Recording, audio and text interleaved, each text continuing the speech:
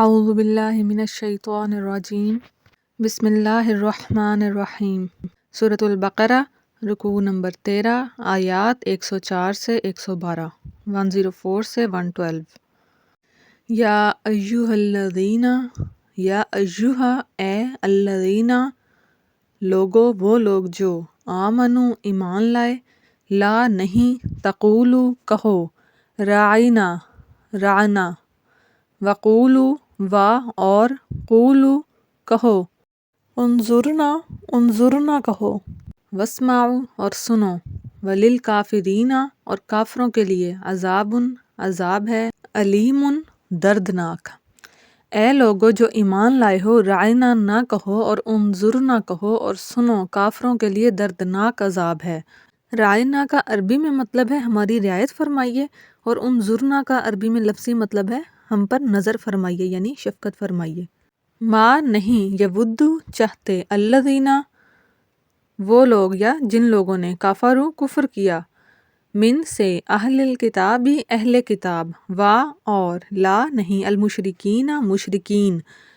ان کے، ینزلا نازل کی جائے، علیکم تم پر، من سے، خیرن بھلائی، من سے، ربکم تمہارا رب، و اور، اللہ اللہ، یختص خاص کر لیتا ہے، برحمتہ اپنی رحمت سے، من جسے، یشاء چاہتا ہے، و اور، اللہ اللہ، ذو الفضل العظیم، ذو الفضل فضل والا، العظیم بڑا۔ اہل کتاب میں سے جن لوگوں نے کفر کیا اور مشرکین میں سے، وہ نہیں چاہتے کہ تم پر تمہارے رب کی طرف سے کوئی بھلائی نازل کی جائے، اور اللہ جسے چاہتا ہے اپنی رحمت سے خاص کر لیتا ہے، اور اللہ بڑے فضل والا ہے۔ ما جو، ننسخ ہم منسوخ کرتے ہیں، من آیاتن کوئی آیت، او یا، ننسیہا اسے بھلا دیتے ہیں، نأتی لے آتے ہیں، بخیرن بہتر، منہا اس سے، او یا، مثلہا اس جیسا، علم کیا، لم نہیں، علم کیا نہیں، تعلم تم جانتے، انا یہ کہ، اللہ اللہ، علی اوپر، کلی ہر، شیئن چیز کے، قدیر قادر ہے۔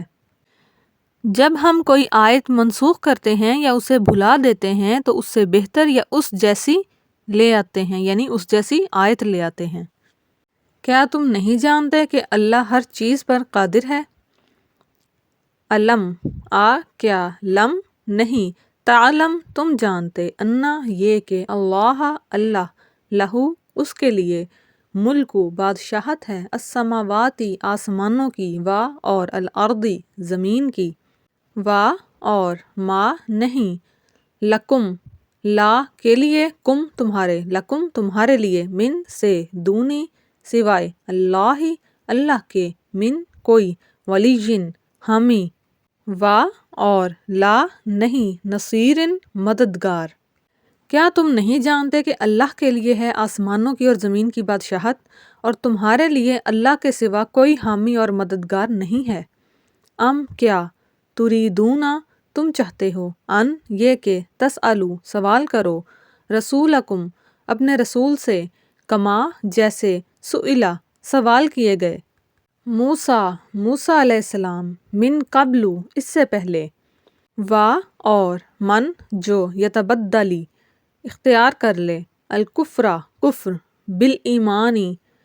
ایمان کے بدلے، فقد سو وہ، ضل بھٹک گیا، سواء سیدھا، السبیلی رستہ۔ کیا تم یہ چاہتے ہو کہ اپنے رسول سے اسی قسم کے سوال کرو جیسے پہلے موسیٰ علیہ السلام سے کیے جا چکے ہیں، اور جو شخص ایمان کے بدلے کفر اختیار کرے وہ یقیناً سیدھے راستے سے بھٹک گیا۔ ودّا چاہا، کثیر بہت، من سے، اہل الکتابی اہل کتاب، لو یہ کہ، یا کاش، یردونکم تمہیں لوٹا دیں، من سے، بعدی بعد، ایمانکم تمہارے ایمان، یعنی تمہارے ایمان کے بعد، کفارن کفر میں، حسدن حسد، من عندی وجہ سے، انفسہم اپنے دل، من بعدی بعد، ما جب کہ، تبینہ واضح ہو گیا، لہم ان پر، الحق حق، فاعفو پس تم معاف کر دو، واصفحوا اور درگزر کرو، حتیٰ یہاں تک، یأتی لائے، اللہ اللہ، بامرہ اپنا حکم، انا بے شک، اللہ اللہ، علی اوپر، کلی ہر، شیئن چیز کے، قدیر قادر ہے۔ بہت سے اہل کتاب نے چاہا کہ وہ کاش تمہیں تمہارے ایمان کے بعد کفر کی طرف لوٹا دیں، اپنے دل کے حسد کی وجہ سے، اس کے بعد جبکہ ان پر حق واضح ہو گیا، پس تم معاف کرو اور درگزر کرو یہاں تک کہ اللہ اپنا حکم لائے، بے شک اللہ ہر چیز پر قادر ہے۔ اور اقیمو تم قائم کرو، الصلاۃ نماز، وآتو اور آتو دیتے رہو، الزکوٰۃ زکوٰۃ، اور ما جو، تقدمو آگے بھیجو گے، لانفسکم لی کے لیے، انفسکم اپنے آپ، اپنے نفس کے لیے، من خیرن بھلائی میں سے، تجدوہ تم پالو گے اسے، عند اللہ اللہ کے پاس، انا بے شک، اللہ اللہ، بما جو کچھ، تعملون تم کرتے ہو، بصیر دیکھنے والا ہے۔ اور نماز قائم کرو اور زکوٰۃ ادا کرو، اور جو بھلائی کا عمل بھی تم خود اپنے فائدے کے لیے آگے بھیج دو گے اس کو اللہ کے پاس پاؤ گے، بے شک جو عمل بھی تم کرتے ہو اللہ اسے دیکھ رہا ہے۔ اور قولو انہوں نے کہا، لن ہرگز نہیں، یدخلا داخل ہوں گے، الجنت جنت میں، الا سوائے، من جو، کانا ہوئے، ہودن یہودی، او یا نصارا نصرانی، تلکا یہ، امانیہم جھوٹی آرزوئیں ہیں۔ تلکا کا لفظی مطلب، تلکا ذالکا کا لفظی مطلب وہ ہوتا ہے، لیکن یہاں پر یہ کا ترجمہ آئے گا جب ہم اسے اردو میں پڑھیں گے، تو یہ وہ جھوٹی آرزوئیں ہیں، اس طرح مطلب بنے گا۔ قل کہہ دیجئے، ہاتو تم لاؤ، برہانکم اپنی دلیل، ان اگر کنتم ہو تم، صادقین سچے۔ اور انہوں نے کہا کہ ہرگز جنت میں داخل نہیں ہوں گے سوائے ان کے جو یہودی یا نصرانی ہوئے، یہ ان کی جھوٹی آرزوئیں ہیں۔ کہہ دیجئے تم لاؤ اپنی دلیل اگر تم سچے ہو۔ بلا کیوں نہیں، من جس نے، اسلم جھکا دیا، وجہہ اپنا چہرہ، للہ لی کے لیے، اللہ اللہ کے، للہ اللہ کے لیے، اور ہوا وہ، محسن نیکوکار، فلہو پس لہو اس کے لیے، اجر اس کا، اس کا اجر، عند پاس، ربی رب ہی اس کا، ربی ہی اس کے رب کے، اور لا نہیں، خوفن کوئی خوف، علیہم علی اوپر، ہم ان کے، علیہم ان پر، اور لا نہیں، ہم وہ، یحزنون غمگین ہوں گے۔ کیوں نہیں، جس نے اپنا چہرہ اللہ کے لیے جھکا دیا اور وہ نیک ہو تو اس کے لیے اس کا اجر اس کے رب کے پاس ہے، ان پر کوئی خوف نہیں اور نہ وہ غمگین ہوں گے۔ اب ہم ان آیات کی تفسیر پڑھتے ہیں۔ پہلی آیت 104 کہ اے لوگو جو ایمان لائے ہو، رسول صلی اللہ علیہ وآلہ وسلم کو رائنا نہ کہا کرو اور انظرنا کہہ دیا کرو اور سنا کرو، اور کافروں کے لیے دردناک عذاب ہے۔ اس آیت کا پس منظر یہ ہے کہ جب منافقین یا یہودی محمد صلی اللہ علیہ وآلہ وسلم کی محفل میں بیٹھتے تھے تو اگر آپ صلی اللہ علیہ وآلہ وسلم کی کوئی بات انہیں سنائی نہیں دیتی تھی یا سمجھ میں نہیں آتی تھی تو وہ کہتے تھے رائنا۔ رائنا مطلب ہماری رعایت کیجئے یا بات کو دہرا دیجئے، یعنی ہماری سمجھ میں نہیں آئی۔ رائنا عربی میں اس کا مطلب ہے ہماری رعایت کیجئے، لیکن رائنا جب تھوڑا سا کھینچ کے بولا جاتا ہے، رائنا کی بجائے رائنا کہا جاتا ہے، تو عبرانی زبان میں اس کا مطلب بنتا ہے ہمارے چرواہے، کیونکہ ان کی اصل نیت تو محمد صلی اللہ علیہ وآلہ وسلم کی توہین کی ہوتی تھی۔ اب عرب جن کو عبرانی زبان سمجھ میں نہیں آتی تھی یا جو عربی ہی سمجھتے تھے تو وہ رائنا کا مطلب ہماری رعایت کیجئے تو مطلب تو ٹھیک لگتا تھا۔ اب ان کو یہ نہیں معلوم تھا کہ رائنا جب تھوڑا کھینچ کے بولا جائے گا تو اس کا مطلب ہی کچھ اور بن جاتا ہے، اور یہود تو غلط نیت کے ساتھ ہی لفظ بولتے ہیں، تو وہ مسلمانوں نے بھی رائنا کہنا شروع کر دیا، عربی والا، یعنی ہماری رعایت کیجئے، کیونکہ وہ یہود کی شرارت سے ناواقف تھے۔ تو اس لیے اللہ تعالیٰ نے اس آیت میں حکم دیا مسلمانوں کو کہ وہ رائنا لفظ مت کہا کریں، لا تقولوا رائنا، رائنا مت کہا کرو، وقولو انظرنا، اور کہا کرو ہماری طرف نظر کیجئے، انظرنا ہمیں دیکھیے، ہماری طرف نظر فرمائیے۔ تو یہ تھا کہ اس لفظ کی وجہ سے، انظرنا کی وجہ سے، یہ یہود جو ہیں کوئی غلط لفظ نہیں نکال سکتے۔ واسمعوا، اور بات کو غور سے سنا کرو، یعنی بات ہی غور سے سنی جائے کہ تاکہ کوئی بھی لفظ کہنے کی یا نبی صلی اللہ علیہ وآلہ وسلم سے بات دہروانے کی ضرورت ہی پیش نہ آئے۔ اگلی آیات، کافر لوگ و اہل کتاب میں سے ہوں یا مشرکین میں سے یہ پسند نہیں کرتے کہ تمہارے پروردگار کی طرف سے کوئی بھلائی تم پر نازل ہو، حالانکہ اللہ جس کو چاہتا ہے اپنی رحمت کے لیے مخصوص فرما لیتا ہے، اور اللہ فضل عظیم کا مالک ہے، بہت بڑے فضل کا مالک ہے۔ ہم جب بھی کوئی آیت منسوخ کرتے ہیں یا اسے بھلا دیتے ہیں تو اس سے بہتر یا اس جیسی لے آتے ہیں، یعنی اس جیسی آیت لے آتے ہیں۔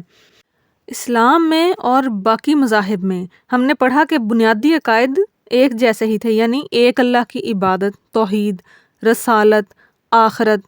مرنے کے بعد دوبارہ جی اٹھنے پر یقین، یہ پچھلی شریعتوں میں بھی تھے، اور عبادات ان کے بھی تھیں، چاہے وہ اور طرح کی تھیں، نماز نہیں تھی لیکن ان کی بھی عبادات تھیں، روزے پچھلی شریعتوں میں بھی تھے، یہ ہے کہ ان کے اوقات مختلف تھے، لیکن جو عملی احکامات تھے وہ مختلف زمانوں کے حالات کے حساب سے اللہ تعالیٰ تبدیل فرماتے رہے، یعنی حضرت موسیٰ علیہ السلام کو جو احکامات دیے گئے تھے ان میں سے بعض تبدیل کر کے حضرت عیسیٰ علیہ السلام کو دیے گئے، اور حضرت محمد صلی اللہ علیہ وآلہ وسلم کے زمانے میں مزید تبدیلیاں ہوئیں، اور اسلام ہی میں یعنی شروع کے احکامات کچھ بعد میں منسوخ ہو گئے۔ جیسے جیسے محمد صلی اللہ علیہ وسلم کو نبوت کے مراحل سے گزارا گیا، ویسے ویسے احکامات بھی مسلمانوں کے مسائل کے حساب سے بدلتے گئے۔ جیسے کسی وقت ایک حکم کو اگر جب دیا گیا تو دوسری جگہ پہ بعد میں حکم بدل دیا گیا، مثلا قبلے کا تعین۔ تو ان احکامات کی تبدیلی پہ جو ہے یہود یہ اعتراض اٹھاتے تھے، کیونکہ انہوں نے تو صرف اعتراضات ہی اٹھانے ہوتے تھے، نکتہ چینی ہی کرنی ہوتی تھی، تو وہ اللہ کے احکامات کو ایز اٹ از ماننے کی بجائے پہ اعتراضات کرتے تھے۔ تو یہود نے یہ کہا کہ اگر یہ احکامات اللہ کی طرف سے آ رہے ہیں تو ان میں تبدیلیاں کیوں ہو رہی ہیں؟ اس اعتراض کے جواب میں یہ آیت نازل ہوئی ہے کہ اللہ تعالیٰ اپنی حکمت کے مطابق حالات کی تبدیلیوں کے حساب سے احکامات تبدیل کرتے ہیں، یعنی ایک آیت کو منسوخ کر کے اس کی جگہ اس سے بہتر آیت لے آتے ہیں جو بدلے ہوئے حالات میں زیادہ مناسب اور بہتر ہوتی ہے۔ اگلی آیات، کیا تمہیں یہ معلوم نہیں کہ اللہ وہ ذات ہے کہ جو آسمانوں اور زمینوں کی سلطنت کی تنہا مالک ہے، اور اللہ کے سوا کوئی تمہارا رکھوالا، حامی یا مددگار نہیں ہے؟ کیا تم یہ چاہتے ہو کہ اپنے رسول سے اسی قسم کے سوال کرو جیسے پہلے موسیٰ علیہ السلام سے کیے جا چکے ہیں؟ گائے کا ہم پڑھ چکے ذکر، سورۃ البقرہ، بقرہ کا مطلب ہی گائے ہے، گائے والا واقعہ ہم نے پڑھا کہ یہودی بلا وجہ اعتراضات کرتے تھے، اور جب گائے کا اللہ تعالیٰ نے حکم کیا کہ قاتل کو معلوم کرنے کے لیے اس کو ذبح کرو تو انہوں نے کہا کس رنگ کی ہونی چاہیے، کتنی عمر کی ہونی چاہیے، طرح طرح کے سوال پہ سوال یہ لوگ کرتے رہے۔ تو ان کا کام ہی اعتراضات اور سوالات اٹھانا تھا۔ تو اللہ تعالیٰ یہاں پہ فرما رہے ہیں کہ کیا تم چاہتے ہو کہ محمد صلی اللہ علیہ وآلہ وسلم سے بھی اسی طرح سوالات کرو جیسے موسیٰ علیہ السلام سے کیے گئے تھے؟ اب یہ خطاب تو یہودیوں کو ہے، وہی بات کہ جب تنبیہ کی جاتی ہے پچھلی امتوں کو تو وہ اگلی امتوں کے لیے بھی ہوتی ہے،